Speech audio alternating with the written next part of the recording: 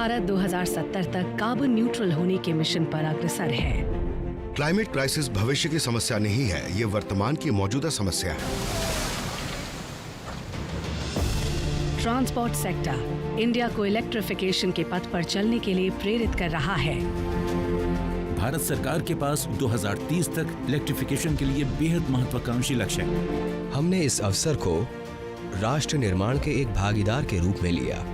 नया transport model clean होना चाहिए, कनेक्टेड होना चाहिए और चार्ज्ड होना चाहिए।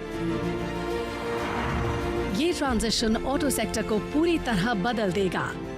हमारा उद्देश्य है कि हम देश में बैकवर्ड फॉरवर्ड लिंकेज के साथ इलेक्ट्रिक व्हीकल इकोसिस्टम विकसित करें। भारतीय सड़कों पर ईवीज की नई लहर ने दस्तक दी है। ईवी डिजाइन करने का मतलब है कि इसे पूरे विस्तार से डिजाइन करना ताकि आपका पूरा फोकस कस्टमर पर रहे। इसलिए ये ह्यूमन सेंट्रिक डिजाइन है। और इस तरह क्रिटिकल इंफ्रास्ट्रक्चर विकसित हुआ। स्वच्छ मोबिलिटी स्पेस में आगे बढ़ने का ये एक बड़ा अवसर है। भारत ईवी अपनाएगा। सही में ऐसा कुछ भी नहीं है जो इस यात्रा को रोक पाएगा।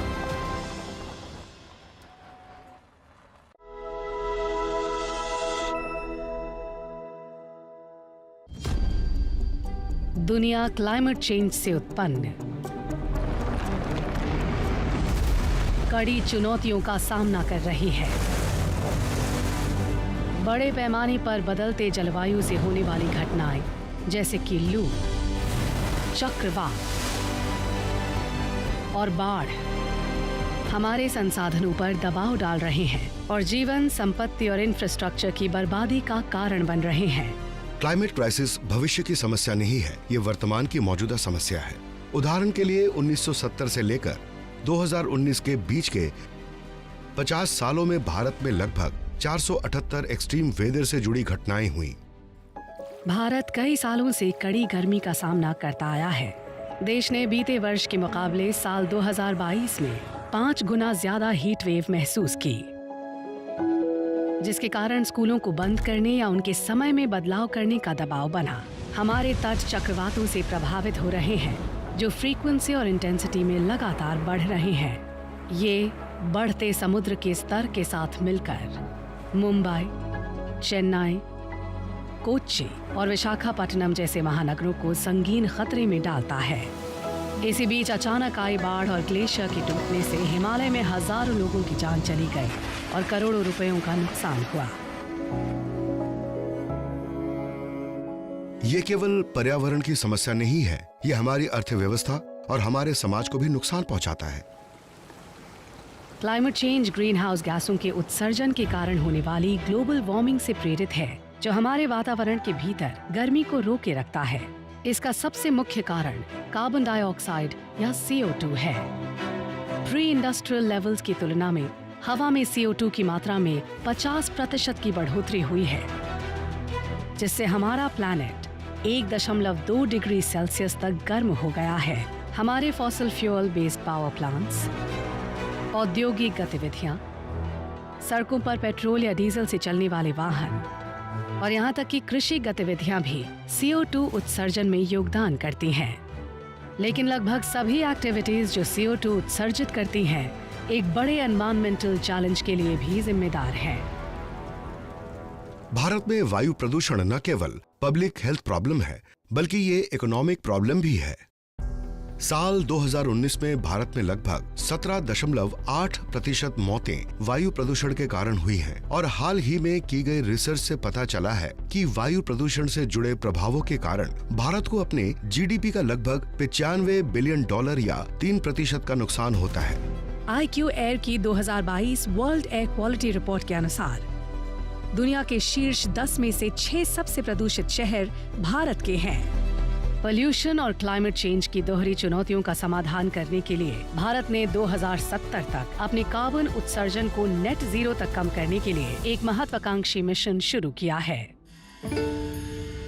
लेकिन असल में ये नेट जीरो या कार्बन न्यूट्रलिटी है क्या? हमारे प्लैनेट में प्राकृतिक कार्बन सिंक्स हैं, जैसे कि जंगल, महासागर और मिट्टी आदि। जो हर साल 9.5 से 11 गीगाटन कार्बन डाइऑक्साइड को अब्सॉर्ब करते हैं। वर्ष 2021 में हमने 36 गीगाटन कार्बन डाइऑक्साइड उत्सर्जित की, या यूं कहें कि अब्सॉर्ब करने की पृथ्वी की क्षमता का लगभग 3 गुना ज्यादा। कार्बन न्यूट्रलिटी का सीधा सा मतलब है कि हम जितना कार्बन डाइऑक्साइड उत्पन्न करते हैं वो हमारे प्लैनेट की अब्सॉर्ब करने की क्षमता के बराबर है, या दूसरे शब्दों में नेट जीरो। इस महत्वाकांक्षी योजना के काम करने के लिए पब्लिक और प्राइवेट सेक्टर को साथ मिलकर प्रयास करना होगा। देखिए, नेट जीरो को हासिल करना जरूरी है। भले ही इसके लिए वर्ष 2070 का लक्ष्य रखा गया है, लेकिन इससे जुड़े सभी को यह प्रयास करना चाहिए कि नेट जीरो को हासिल करने की दिशा में तेजी से आगे बढ़ा जा सके। और जैसे जैसे हम इस दिशा में आगे बढ़ेंगे, हम हर रूप और तरीके में तेजी लाने की जरूरत महसूस करेंगे। कारपोरेट क्षेत्र की दृष्टि से मैं जानता हूं कि दुनिया भर में हर कंपनी और इंडस्ट्री इस दिशा में काम कर रही है, जो नेट जीरो परिवर्तन को गति देने के लिए आवश्यक है। टाटा समूह ने प्रोजेक्ट अलिंगना नामक परियोजना शुरू की है। संस्कृत में इस परियोजना का अर्थ है गले लगाना या अपनाना। हम नई ऊर्जा को अपनाते हुए अपेक्षित परिवर्तन को अपना रहे हैं, और एक समूह के रूप में हमने वर्ष 2045 तक नेट जीरो हासिल करने के लिए विस्तृत कार्य किया है।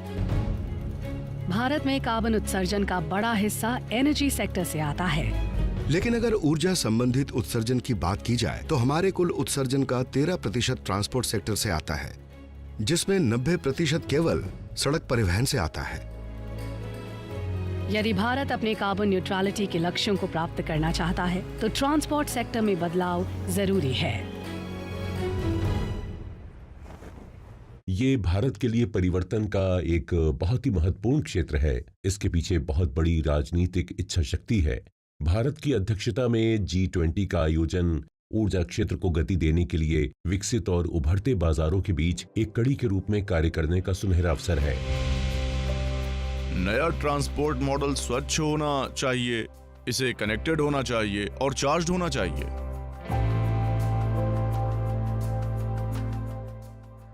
लोगों को व्यापक दृष्टि से देखें तो निश्चित रूप से हम इलेक्ट्रिक वाहनों की ओर बढ़ना चाहेंगे। नेट जीरो प्राप्त करने के प्रति हर किसी का दायित्व बनता है, इसलिए ये उद्योग की जिम्मेदारी है कि वो किफायती कीमत पर क्वालिटी प्रोडक्ट्स देकर इसे संभव बनाए, ताकि ग्राहक इलेक्ट्रिक वाहनों के उपयोग की दिशा में आगे बढ़ सकें।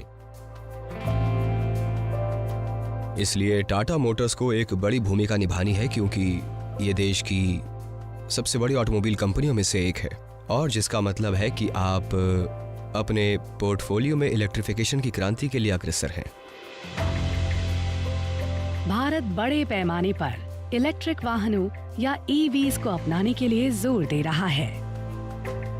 भारत सरकार के पास 2030 तक इलेक्ट्रिफिकेशन के लिए महत्वाकांक्षी लक्ष्य है। उसका लक्ष्य 30% निजी कारों तथा 70% सभी तरह के कमर्शियल वाहनों को इलेक्ट्रिक बनाने का है।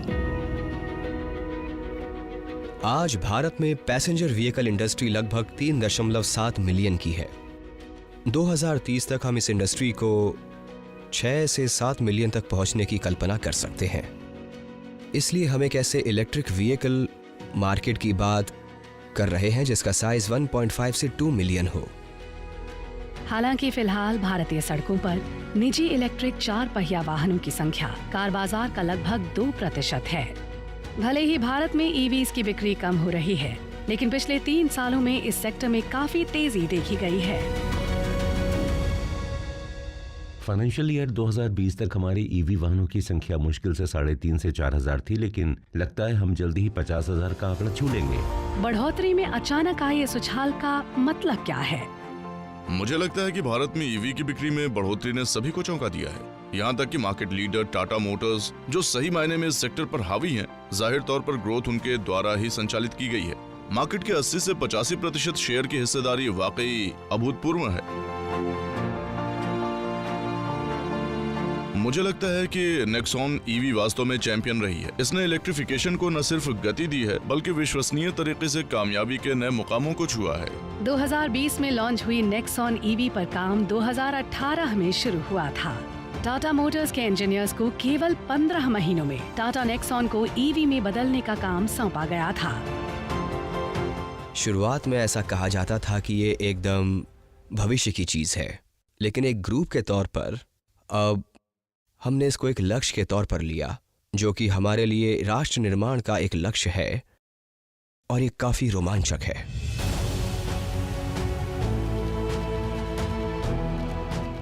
नेक्सन ईवी के लॉन्च के शुरुआती दौर में हमने हर महीने 300 गाड़ियों की बिक्री से शुरुआत की थी, लेकिन जैसे जैसे हम आगे बढ़े इसकी मांग लगभग 2500 से 3000 प्रति माह तक बढ़ गई थी, जो कि 10 गुना अधिक है। भारत में एक पुरानी कहावत है कि जो दिखता है वो बिकता है, और ये कहावत नेक्सॉन ईवी के लिए सच साबित हुई है। नेक्सॉन ईवी ने वास्तव में ईवी बाजार और विकास के लिए आधार तैयार कर दिया है। नई टेक्नोलॉजीज को शुरुआत में अपनाना हमेशा मुश्किल होता है, लेकिन जब आप उसे इस्तेमाल करने लगते हैं तो वो ग्रोथ अपने आप होने लगती है। स्मार्टफोन्स के केस में भी यही हुआ। जब वो लॉन्च हुए थे तो शुरुआत के 1-2 साल तक ग्रोथ ना के बराबर थी, पर जब लोगों ने इस्तेमाल करना शुरू किया तो उसने ग्रोथ के सारे रिकॉर्ड्स तोड़ दिए। जब वंशिका सक्सेना ने पिछले साल टिगोर ईवी खरीदी तो कई उत्सुक लोगों ने उन पर ईवी से जुड़े सवालों की बौछार कर दी। अपनी सोसाइटी में और अपनी फैमिली में मैं पहली हूँ जिसके पास ईवी व्हीकल है, और मैं कह सकती हूँ कि काफ़ी लोग और मेरे ऑफिस के लोग सब कंसिडर कर रहे हैं ईवी व्हीकल लेने की, मेरी सोसाइटी में और मेरे ऑफिस में भी। तो शुरुआती दौर में ईवी व्हीकल अपनाने वालों ने ईवी कार्स की कमियों को दूर करने में एक बड़ी भूमिका निभाई है, हमें अपना फीडबैक देकर। इससे हमें मौजूदा कमियों को ना सिर्फ दूर करने में मदद मिली है बल्कि नए ग्राहकों का भरोसा भी जीता है। जो लोग 35 से 45 की आयु के दायरे में आते हैं, ये कैटेगरी प्रमुख गाड़ी खरीदने की श्रेणी है। वो कुछ नया खरीदना चाहते हैं और उसे फ्लॉन्ट करना चाहते हैं। वो अपनी गाड़ी में कई सारे इलेक्ट्रॉनिक्स चाहते हैं, और यही एक सेगमेंट है जो ईवीज की बिक्री बढ़ा रहा है। शुरुआती चरण में ही इलेक्ट्रिक व्हीकल्स का प्रयोग शुरू करने वालों ने पाया कि इनमें शोर और कंपन न के बराबर है, जिससे यात्रा के दौरान होने वाली थकान पहले की अपेक्षा कम महसूस हुई। तेज पिकअप जैसी खूबियों ने उनके लिए ड्राइविंग को भी मजेदार बनाया। ईवीएस आजकल काफी चर्चा में है, इसमें कोई संदेह नहीं। मेरा मतलब है हम इसे हर दिन सड़क पर देख रहे हैं। भारतीय सड़कों पर ईवी और शुरुआती दौर में इसे अपनाने वाले कस्टमर्स ईवी सेगमेंट के प्रति संभावित ग्राहकों की उत्सुकता बढ़ा रहे हैं, और ये ऑटो एक्सपो 2023 में भी देखने को मिला।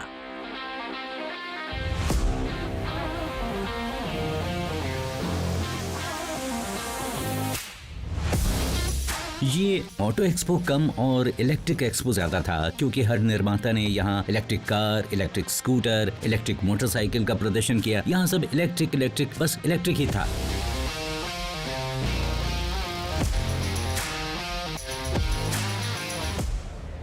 ईवी ही ट्रांसपोर्टेशन का भविष्य है। जिस तरह से कार्बन उत्सर्जन हो रहा है, जिस तरह का प्रदूषण उद्योग जगत और पूरी दुनिया झेल रही है, उसे ध्यान में रखते हुए ईवी शून्य उत्सर्जन का एकमात्र उत्तर है। मुझे नहीं लगता कि डीजल वाहन चलाने का कोई फायदा है। हर थोड़े दिन प्रतिबंध लगने की वजह से आवाजाही में दिक्कत आती है, और सड़क पर हरे रंग की नंबर प्लेट को चलते हुए देखकर काफी ईर्ष्या होती है। मेरे हिसाब से सबसे महत्वपूर्ण बात जो मुझे यहाँ उत्साहित करती है वो ये है कि इस इकोनॉमिकल सेगमेंट में आने के बाद आप व्यर्थ के जेब खर्चों से बचते हो। हालांकि जहां ईवीज के प्रति उत्साह और भरोसा बढ़ रहा है, वहीं कुछ महत्वपूर्ण कारक अभी भी उपभोक्ताओं को रोके हुए हैं। मुझे अक्सर लंबे रूट्स पर जाना होता है और घंटों ड्राइव करनी पड़ती है, इसलिए मुझे अभी तक यकीन नहीं है कि चार्ज करने या ईंधन भरने के लिए मुझे उचित दूरी पर कोई इंफ्रास्ट्रक्चर मिल पाएगा या नहीं। जब भी मैं ईवी के लिए किसी स्टॉल पर जाती हूँ तो मैं उनसे यही पूछती हूँ कि ये फायर प्रूफ है, शॉक प्रूफ है। इसे लेकर मेरी सबसे बड़ी आशंका यही रहती है कि क्या ये कार मुझे रेंज मुहैया कराएगी और क्या मुझे इसे हर 100 किलोमीटर या 200 किलोमीटर पर चार्ज करने की जरूरत पड़ेगी। कीमत, रेंज, चार्जिंग इंफ्रास्ट्रक्चर और सही कार का चुनाव, लोगों के दिमाग में ये कुछ ऐसी प्रमुख चिंताएं हैं जो ईवी खरीदते वक्त सोचने पर मजबूर करती हैं।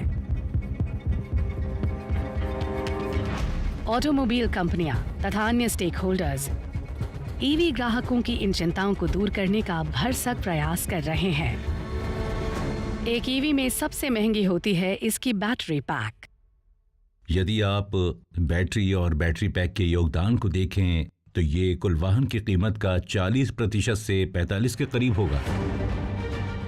यही कारण है कि इलेक्ट्रिक व्हीकल्स की कीमत आमतौर पर इंटरनल कंबस्शन इंजन्स या आइस वाहनों की तुलना में 30 से 40% अधिक होती है। ईवीज और आइस वाहनों की कीमत के अंतर को खत्म करने के लिए भारत सरकार ने faster adoption and manufacturing of electric vehicles या फेम पॉलिसी इंट्रोड्यूस की।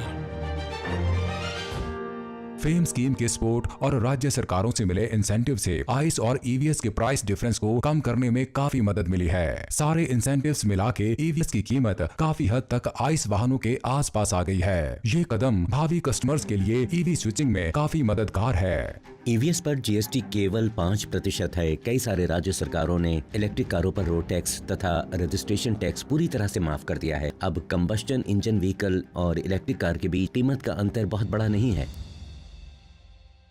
इस इंसेंटिव के शुरू होने से पहले हम महाराष्ट्र में हर महीने लगभग 100 ईवी कारों की बिक्री करते थे। वहीं इंसेंटिव की पीक पर यह संख्या 1000 तक पहुंच गई। नई फेम 2 योजना ऑटोमोबाइल निर्माताओं को उत्पादन का लोकलाइजेशन करने के लिए प्रोत्साहित करती है, जो उत्पादन लागत को कम करने में योगदान देगा। यदि आपको इंसेंटिव का लाभ उठाना है तो आपको 50% लोकलाइजेशन की आवश्यकता है। हमने ऑटो कंपोनेंट्स के लिए प्रोडक्शन लिंक्ड इंसेंटिव स्कीम पर भी जोर दिया है। हमारा उद्देश्य यह है कि हम देश में बैकवर्ड फॉरवर्ड लिंकेज के साथ इलेक्ट्रिक व्हीकल इकोसिस्टम विकसित करें।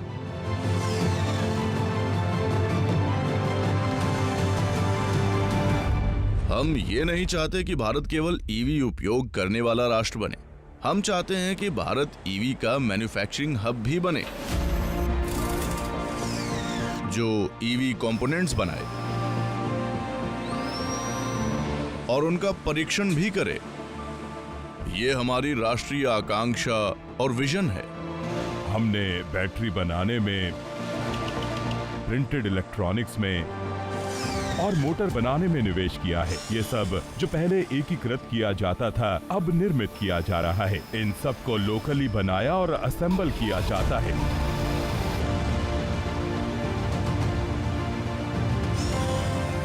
ये घटक उन ऑटो कंपोनेंट्स निर्माताओं को बढ़ावा देता है जो ऑटो कंपनियों को अधिक कुशलता से सेवा देने में सक्षम हैं। लोकलाइजेशन हमें अपनी सप्लाई चेन पर बेहतर नियंत्रण रखने में मदद करता है और ग्राहकों को कम लागत में सुविधाएं उपलब्ध कराता है तथा कंपटीशन को बढ़ावा देता है। मुझे लगता है कि इससे वास्तव में उपभोक्ताओं के लिए इलेक्ट्रिक वाहनों की कीमत कम करने में काफी मदद मिली है। दूसरी ओर प्रोडक्शन लिंक्ड इंसेंटिव्स के माध्यम से देश में तेजी से लोकलाइजेशन बढ़ रही है। 2023 की शुरुआत में एक महत्वपूर्ण खोज के कारण भारत में बैटरी की कीमतों में भी महत्वपूर्ण बदलाव देखने को मिल सकता है।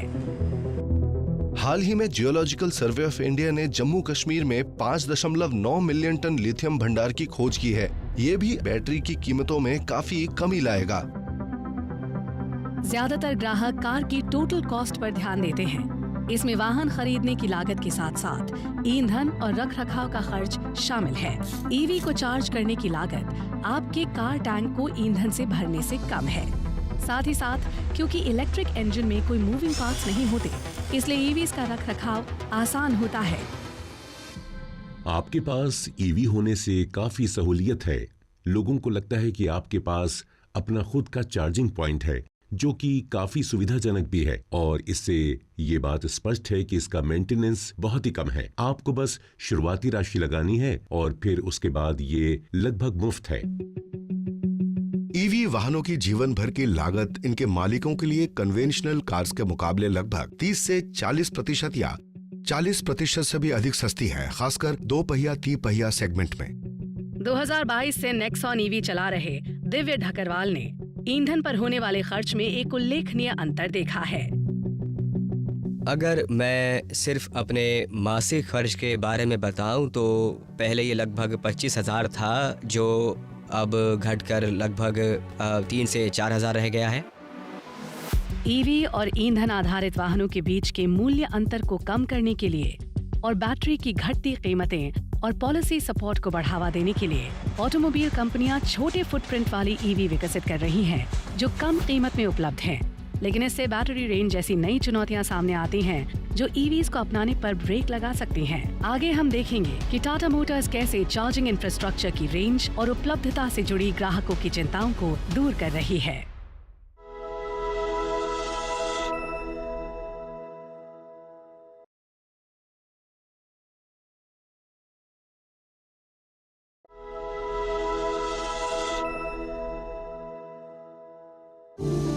भले ही सरकारी नीतियों और नए इनोवेशंस के चलते ऑटो कंपनियां ईवी खरीदने की कीमत को कम करने में कामयाब हुई हैं, लेकिन रेंज की चिंता जैसी कई अन्य चुनौतियां भी हैं जिन पर अभी भी विचार करने की आवश्यकता है। दिव्य ढकरवाल जब बेंगलुरु से गुड़गांव शिफ्ट हुए तो वो एक फ्यूल बेस्ड ऑटोमेटिक एसयूवी चलाते थे। जब से मैं यहाँ शिफ्ट हुआ हूँ तब से मेरी हर महीने की ड्राइविंग काफ़ी बढ़ गई है। चूँकि मैं हिसार से हूँ इसलिए मेरा घर गुड़गांव से करीब 200 किलोमीटर दूर है, इसलिए मैं महीने में 2 या 3 बार कम से कम वहाँ जाता हूँ। यहाँ भी काम के लिए आमतौर पर मैं पूरे NCR में ड्राइव करता हूँ, लेकिन मेरे मन में हमेशा यही शक रहता था कि हाईवे का क्या, अगर मैं 200 किलोमीटर दूर अपने होम टाउन जा रहा हूँ तो क्या होगा। अगर बीच में कहीं घूमकर जाना पड़ा या मान लीजिए ट्रैफिक जैम हो गया या हमें रुकना पड़ा तो क्या होगा। तो मैं बस इंतज़ार कर रहा था कि ऐसा कुछ आए जो एक अच्छी किलोमीटर रेंज देने के साथ साथ अफोर्डेबल भी हो। ईवी रेंज से तात्पर्य एक इलेक्ट्रिक व्हीकल के 100% चार्ज होने पर कुल किलोमीटर चलने की रेंज से है। बड़ी बैटरी आपको अधिक रेंज तो देती है, लेकिन साथ ही बड़ी बैटरी कार पर अधिक भार भी डालती है। लागत के प्रति जागरूक भारत जैसे देश में आइस वाहन को ईवी में तब्दील करना लागत को कम रखने का एक तरीका है। एक छोटे फॉर्मेट वाली आइस कार को अच्छी प्रयोग करने योग्य रेंज वाली बैटरी के साथ ईवी में परिवर्तित करते समय कई चुनौतियां पेश आती हैं। विकास के दृष्टिकोण से इसका मतलब है कि आपने एक आइस इंफ्रास्ट्रक्चर लिया है और अपने व्हीकल को इस तरह से परिवर्तित किया है कि इसमें आपको अधिक बैटरी पैक और हायर कार रेंज मिलती है। ऐसा देखा गया है कि शहरी परिस्थितियों में लोग रोजाना 35 से 40 किलोमीटर से ज्यादा गाड़ी नहीं चलाते हैं। इसलिए यदि आपको एक ऐसी बैटरी मिले जिसे सप्ताह में एक बार चार्ज करने की आवश्यकता हो या सप्ताह में एक आध बार, तो आप इनमें से अधिकांश समस्याओं का समाधान कर लेते हैं। नेक्सॉन ईवी की शुरुआत 30.2 किलोवाट पावर बैटरी पैक से होती है, जो 300 किलोमीटर से अधिक की रेंज प्रदान करती है। लेकिन टिगो और खासकर टियागो जैसे परिवर्तित वाहनों ने टाटा मोटर्स की डेवलपमेंट टीम्स के सामने नई चुनौतियां पेश की। आपको मार्केट में ज्यादातर हैचबैक ईवीज वैसे भी नहीं मिलेंगी, क्योंकि आमतौर पर बड़ी बैटरी को इंस्टॉल करने के लिए कारों का बड़ा होना जरूरी है। इसलिए हैचबैक कार्स को ईवी कन्वर्ट करने में काफी चुनौतियां हैं। टियागो उदाहरण है एक छोटे फॉर्मेट की कार को एक इलेक्ट्रॉनिक वाहन में बदलने का, और इसलिए आप देखते हैं कि आपको 200 किलोमीटर रेंज देने के लिए इसे सही ऊर्जा स्तर पर होना चाहिए। इसलिए टियागो के मामले में हम स्प्लिट बैटरी के साथ आगे बढ़े। हमने एक इंटीग्रेटेड एंड यूनिफाइड बॉक्स बनाया, जिसने हमें न केवल उसे ऑटोमेशन के दौरान सुधार करने की सुविधा दी, बल्कि यह भी सुनिश्चित किया कि पूरे बॉक्स को एक साथ इंटीग्रेट किया जा सके और मैन्युफैक्चरिंग तथा बैटरी के लिए केबल बिछाने आदि में किसी तरह की समस्या न आए।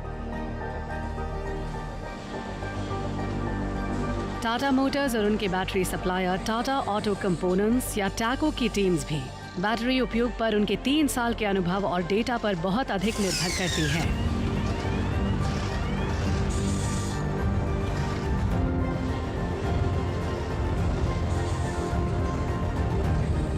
इन 3 सालों में हमने मार्केट और उपभोक्ताओं के द्वारा काफी डेटा एकत्र किया है, जिससे हमने जाना है कि वे अपने वाहनों का उपयोग कैसे करते हैं, कैसे ड्राइव करते हैं और अपने वाहनों को कैसे चार्ज करते हैं। इस डेटा का उपयोग सॉफ्टवेयर को फाइन ट्यून करने के लिए किया गया था, जो इंजीनियर्स को ऑप्टिमल वाहन परफॉर्मेंस और अधिक रेंज मुहैया कराने की सुविधा देता।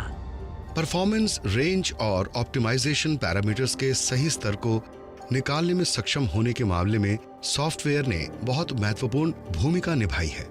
इसने हमें बहुत सटीक रूप से ये देखने में सक्षम किया है कि कारों को कैसे संचालित किया जाता है और कैसे कुछ निश्चित सीमाओं पर पुल बैक किया जाता है जो हमने पहले निर्धारित की थी। ये इस डेटा का विश्वास है कि जिसने हमें ऐसा करने में सक्षम बनाया है। लेकिन ग्राहक का लाभ ये है कि अपनी उसी कार और सॉफ्टवेयर पर अपडेट के साथ वो थोड़ा सा भी सैक्रिफाइस किए बिना बेहतर रेंज और बेहतर परफॉर्मेंस प्राप्त करने में सक्षम है।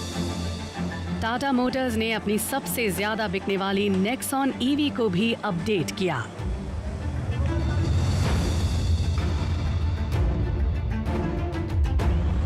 इसका मतलब है कि इंटीरियर डिजाइनिंग से समझौता किए बिना बड़े साइज बैटरी को एडजस्ट करने के लिए वाहन में जरूरी अरेंजमेंट्स किए गए।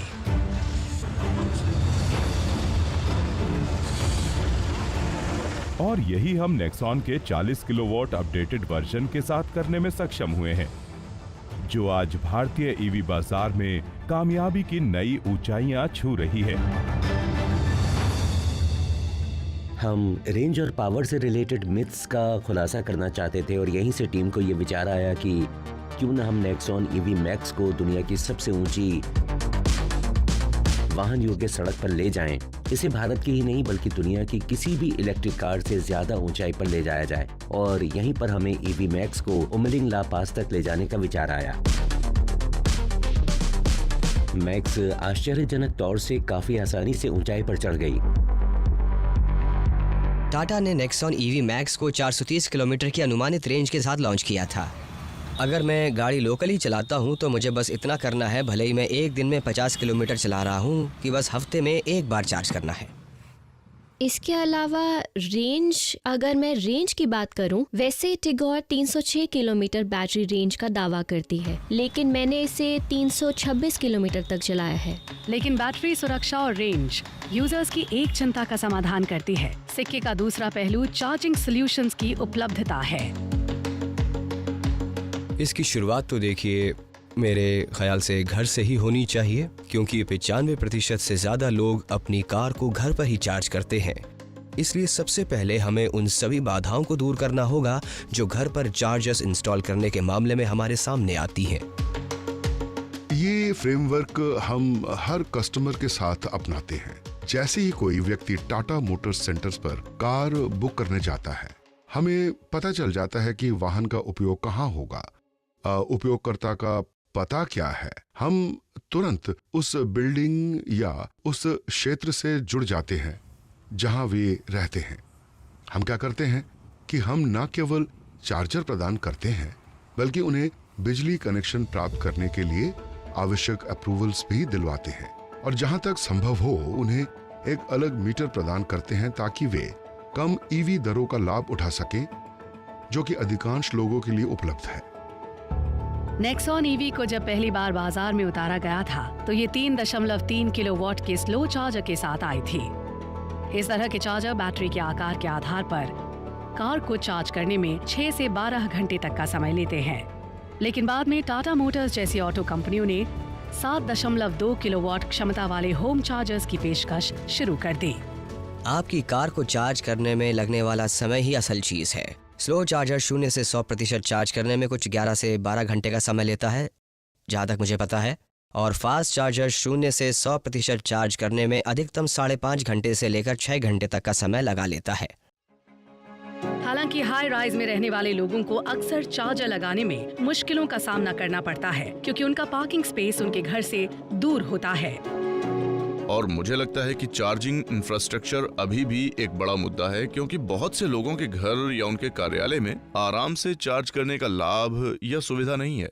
वे पब्लिक चार्जिंग स्टेशन या अपनी सोसाइटी पर निर्भर हैं। सरकार ऐसे मुद्दों को हल करने के लिए नई पॉलिसीज पर विचार कर रही है।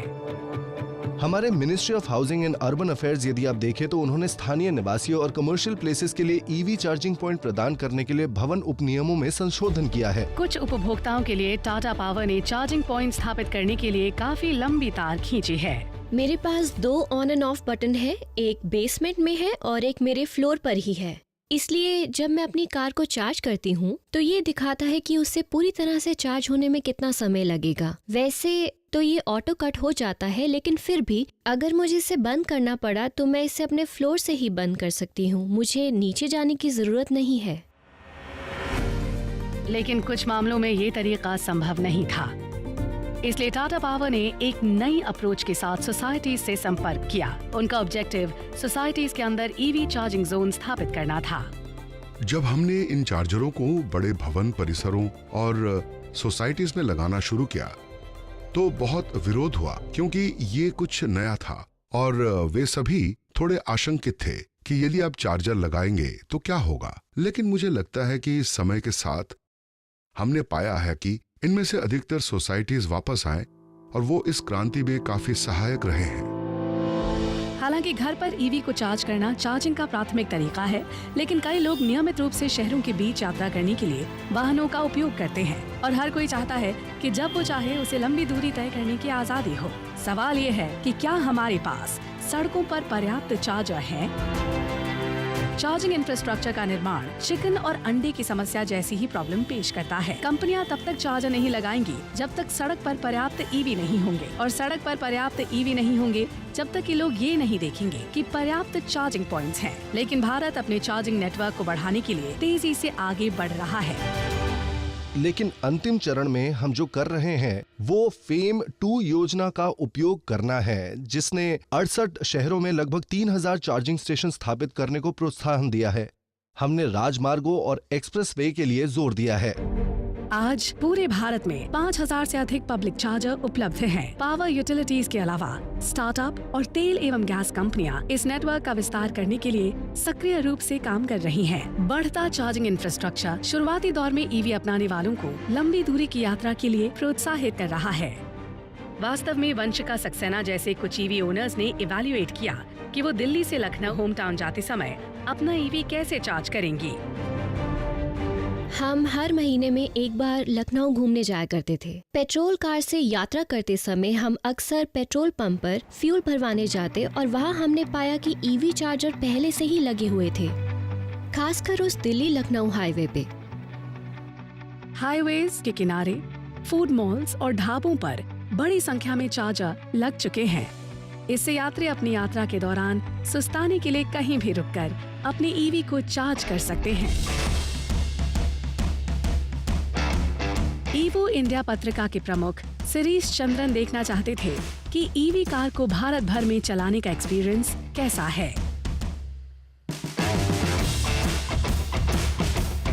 वो कश्मीर से कन्याकुमारी तक नेक्सॉन ईवी में गए और अपने डेस्टिनेशन तक पहुंचने के लिए केवल सार्वजनिक चार्जिंग इंफ्रास्ट्रक्चर का इस्तेमाल किया। सबके पास कहने को यही बात थी कि इंफ्रास्ट्रक्चर नहीं है और कहां से चार्ज करोगे और यही सब बातें। तो ये ड्राइव वास्तव में दिखाती है कि एक इलेक्ट्रिक कार बिना किसी समस्या के लंबी दूरी तय कर सकती है। टाटा मोटर्स और टाटा पावर ने एक ऐप भी लॉन्च किया जिसने सार्वजनिक चार्जिंग अनुभव को सुव्यवस्थित किया।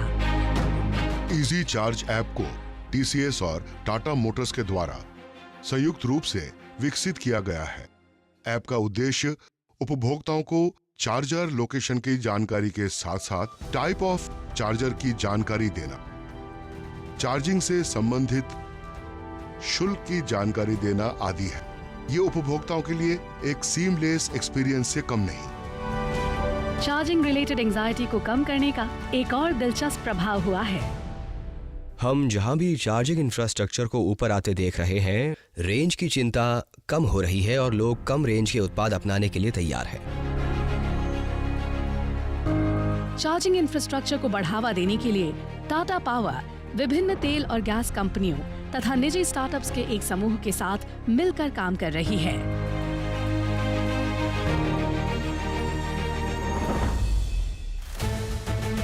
भारत का बढ़ता चार्जिंग इंफ्रास्ट्रक्चर भारत में ईवी विकास के लिए एक अच्छा बेस तैयार कर सकता है। ये नए और रोमांचक ईवी मॉडल के प्रवेश के लिए लोगों में उत्सुकता जगा रहा है।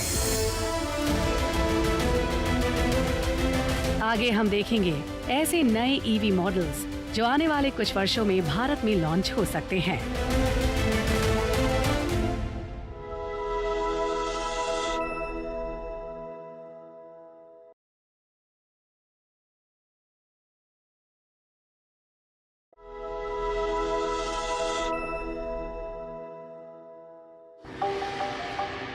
भारत ईवीज पर स्विच करने की कगार पर है।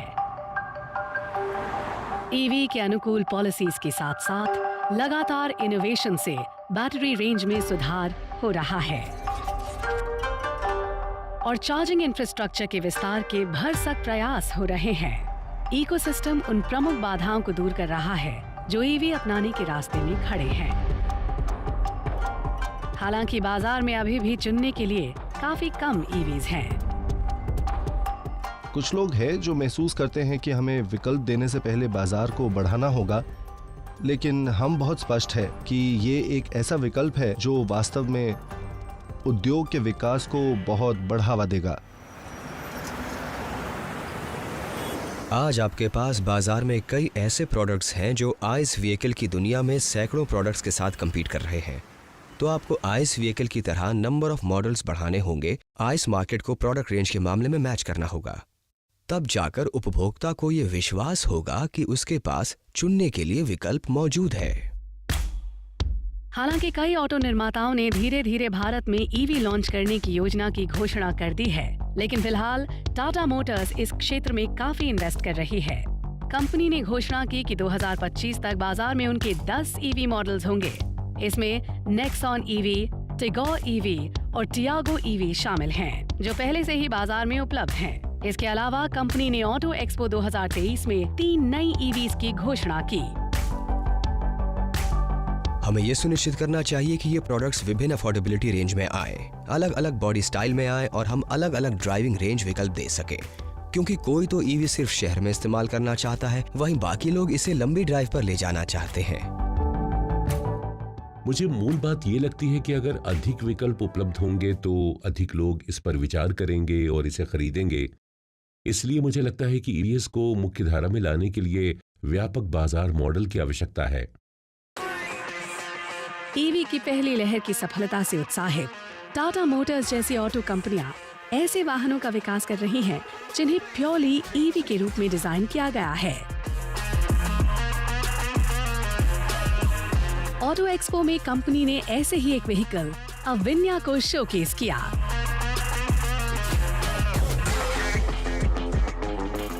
इस डिजाइन के साथ उदाहरण के लिए पहियों को बाहर की ओर घुमाकर और एक बड़े पदचिन्ह का निर्माण करके ये क्या करता है, ये डिजाइनरों को एक बहुत ही अद्वितीय सिलूट बनाने का अवसर देता है और ये वास्तव में एक ईवी के लिए बहुत ही अनूठा है। ये मूल रूप से एरोडायनेमिक है और यही तो ईवी की खासियत है।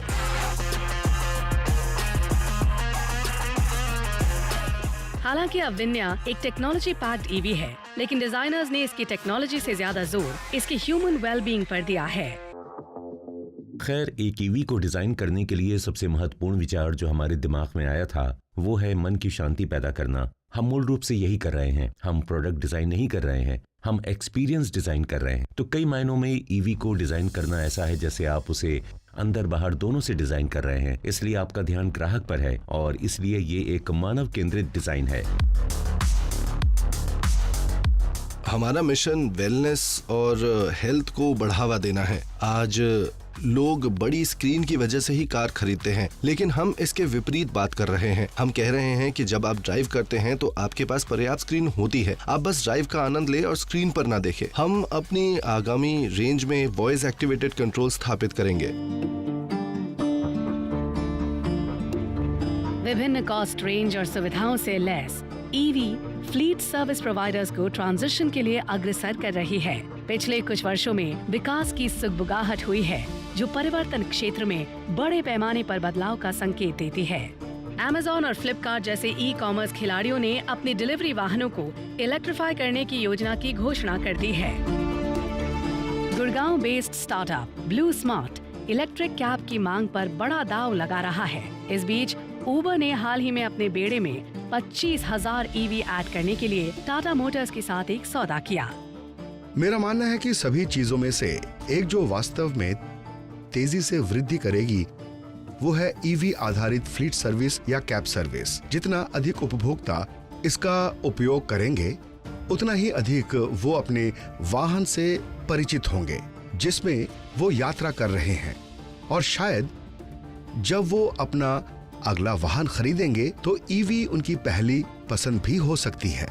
इस बीच कुछ बैंक्स इलेक्ट्रिक व्हीकल्स को तेजी से अपनाने के लिए भावी ईवी कस्टमर्स के सामने आकर्षक लोन ऑफर्स पेश कर रहे हैं, जैसे कि 100% ऑन रोड फाइनेंसिंग। ये सब ईवी क्षेत्र में तेजी से होते हुए विकास में योगदान दे रहा है, जिसकी उम्मीद शायद किसी को भी नहीं थी। मुझे नहीं लगता कि सभी को ये विश्वास था कि भारत ईवी को उस तरह से चलाएगा जैसा हमने देखा है, और किसी ने अनुमान भी नहीं लगाया था कि ये इतना तेज रैंप अप होगा जो हमने पिछले 3 वर्षों में देखा है। और पिछले 3 वर्षों में हमने जो देखा वो वाकई दिलचस्प है। टैगोर या नेक्सॉन की सफलता स्पष्ट रूप से समर्थन का एक टेस्टमेंट है, जिसे हम ईवी एडॉप्शन को मिली कामयाबी के रूप में देख रहे हैं। मैं आश्वस्त हूं कि सही प्रोडक्ट और सही कीमत के साथ हम आने वाले वर्षों में इलेक्ट्रिक वाहनों की ओर एक बड़ा परिवर्तन करने में सक्षम होंगे। पिछले 3 सालों में मिली अभूतपूर्व उन्नति भारतीय ईवी क्षेत्र को निवेश के लिए अनुकूल बना रही है। आपको पता है कि सिर्फ बैंक ही नहीं, मल्टी डेवलपमेंटल फाइनेंशियल इंस्टीट्यूशन के एसेट ओनर्स, एसेट मैनेजर्स, सभी के लिए ये जरूरी है कि वो इस क्षेत्र के निर्माण और आकर्षक रिटर्न पाने में महत्वपूर्ण भूमिका निभाएं। भारतीय बाजार में निजी इक्विटी खिलाड़ियों का विश्वास कई गुना बढ़ गया है। अगर आप ईवी इंडस्ट्री में किए गए निवेश को देखें तो ये वाकई महत्वपूर्ण है। 2021 में टीपीजी राइज क्लाइमेट फंड ने टाटा मोटर्स में निवेश किया, जिससे टाटा मोटर्स को एक नई सहायक कंपनी बनाने का अवसर मिला। टीपीजी राइज ने हमारी कंपनी में $1 अरब का निवेश किया है, जो कि टाटा पैसेंजर इलेक्ट्रिक मोबिलिटी है, और इसलिए हमने घोषणा की है कि हम अपने ईवी संबंधित कार्यक्रमों में अगले कुछ वर्षों में $2 बिलियन तक का निवेश करेंगे। इस $1 बिलियन के निवेश के साथ ये अधिकांश धन को सुरक्षित करेगा, जिसकी हमें विद्युतीकरण के लिए आवश्यकता होगी। वास्तव में ऐसा कुछ भी नहीं है जो इलेक्ट्रिफिकेशन की इस यात्रा को होने से रोक पाएगा। विजन 2030 अचीव करना कोई अनरियल चीज नहीं है, ये असली है। अगर आप वास्तव में विद्युतीकरण को आगे बढ़ाते हैं, यदि आप विभिन्न अफोर्डेबिलिटी रेंज के प्रोडक्ट्स लाते हैं, यदि आप देश में चार्जिंग इंफ्रास्ट्रक्चर को बढ़ाने में सक्षम हैं, तो मांग के दृष्टिकोण से 30% कोई चुनौती नहीं है। वास्तव में मुझे नहीं लगता कि जोखिम यह है कि भारत ईवी अपनाएगा या नहीं। भारत निश्चित तौर से ईवी अपनाएगा। सवाल यह है कि ये कस्टमर स्विच कितनी तीव्रता से होगा। मैं निश्चित रूप से ईवी को आपकी सिंगल कार रखने की राय दूंगा। आपके गैरेज में एक लौती कार, ये आपको मानसिक शांति तो देगी ही, साथ ही आपको ड्राइविंग का आनंद भी देगी। हम पहले ही देख चुके हैं कि ईवी में ग्राहकों की रुचि बहुत अधिक है। मुझे लगता है कि देश और टाटा मोटर्स दोनों इस लक्ष्य को 2030 से बहुत पहले ही हासिल कर लेंगे। इस तरह के संकेत हमें मिल रहे हैं। और हमारे लिए ये लंबी छलांग लगाने और क्लीन एनर्जी क्षेत्र में प्रवेश करने का एक बड़ा अवसर है। लेकिन इस लक्ष्य को हासिल करने के लिए अगले कुछ साल भारतीय ईवी बाजार के लिए बहुत महत्वपूर्ण हैं। अगले 4 या 5 साल में ये कैटेगरी मैच्योर हो गई होगी, मुझे ऐसा लगता है। जैसे आज लोग पेट्रोल पंप्स को देखकर पेट्रोल कारों पर भरोसा करते हैं, मैं इन 5 वर्षों के पश्चात उसी स्तर का आत्मविश्वास देखता हूँ, क्योंकि चार्जिंग इंफ्रास्ट्रक्चर मैच्योर हो गया होगा। मैं इस पूरे विद्युतीकरण में सप्लायर्स और OEMs दोनों की भागीदारी देख रहा हूँ, जिससे उपभोक्ताओं के पास चुनने के लिए ढेर सारे विकल्प होंगे, और इसे देखकर ईवीज पर स्विच करने का आत्मविश्वास बढ़ेगा। यदि भारत ईवीज के अपने 2030 के लक्ष्य को प्राप्त कर लेता है, तो इसके परिणाम काफी प्रभावी होंगे। भारत ने 2030 तक इलेक्ट्रिक वाहनों की 30% बिक्री का लक्ष्य रखा है। ये अपने आप में लगभग 16 मिलियन टन कार्बन डाइऑक्साइड के उत्सर्जन को कम कर देगा। सोचिए अगर दिल्ली की सभी गाड़ियां, बसें, ट्रक, कार, दो पहिया, तिपहिया सभी इलेक्ट्रिक में बदल जाएं। प्रदूषण अध्ययन के मॉडल स्रोत के आधार पर हमारा अनुमान बताता है कि PM 2.5 का स्तर लगभग 12% कम हो जाएगा। क्लीन एनवायरनमेंट के निर्माण में ईवी क्रांति एक महत्वपूर्ण कदम है। जैसे कि इंजीनियर हर जरूरत के लिए नए ईवी डिजाइन इनोवेट कर रहे हैं, कंपनियां अपनी क्षमताओं और चार्जिंग इंफ्रास्ट्रक्चर को बढ़ाने का प्रयास कर रही हैं, ताकि जनता का विश्वास जीता जा सके। इन सभी प्रयासों को देखकर लगता है कि भारत इस ईवी ट्रांजिशन को लीड करेगा और एक ऐसी दुनिया का निर्माण करेगा जो हमारे स्वास्थ्य और पर्यावरण का पोषण करे।